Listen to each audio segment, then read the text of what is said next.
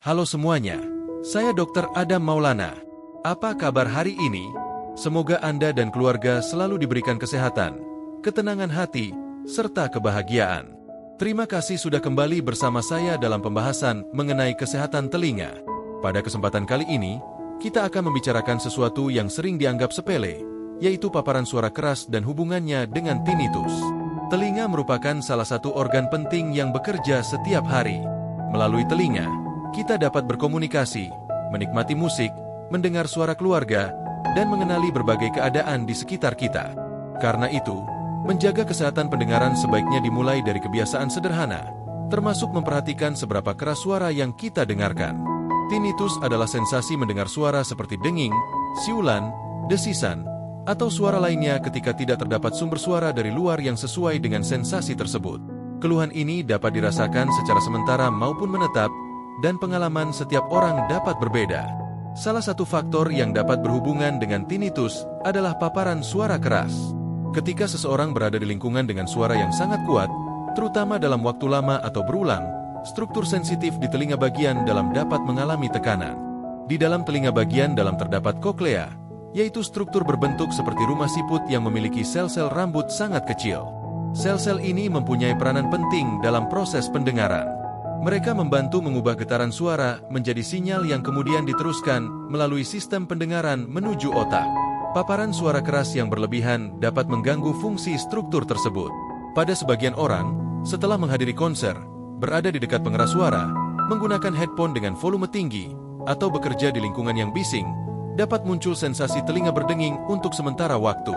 Namun, jika paparan berlangsung berulang atau sangat kuat, keluhan tersebut dapat bertahan lebih lama dan dapat berkaitan dengan gangguan pendengaran akibat kebisingan. Hal penting yang perlu dipahami adalah tinnitus tidak selalu berarti seseorang mengalami gangguan pendengaran yang langsung terlihat. Sistem pendengaran sangat kompleks. Perubahan pada telinga bagian dalam maupun cara sistem saraf memproses informasi suara dapat berperan terhadap munculnya tinnitus. Karena itu, pencegahan menjadi bagian yang sangat penting. Jika Anda menggunakan earphone atau headphone, perhatikan tingkat volumenya dan hindari mendengarkan suara terlalu keras dalam waktu yang panjang. Ketika berada di lingkungan yang bising, penggunaan pelindung pendengaran yang sesuai dapat membantu mengurangi paparan suara.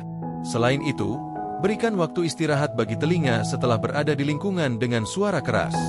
Jangan menganggap bahwa telinga akan selalu mampu beradaptasi terhadap suara apapun. Pendengaran merupakan bagian dari kesehatan yang perlu dijaga dalam jangka panjang.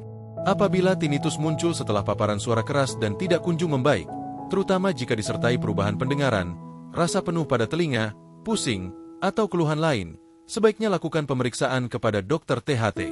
Pemeriksaan dapat membantu menilai kondisi pendengaran dan menentukan langkah berikutnya. Jadi, jangan menunggu sampai pendengaran terasa terganggu untuk mulai menjaga telinga. Kebiasaan kecil seperti mengurangi volume, menjaga jarak dari sumber suara keras, dan menggunakan pelindung pendengaran dapat menjadi investasi kesehatan untuk masa depan.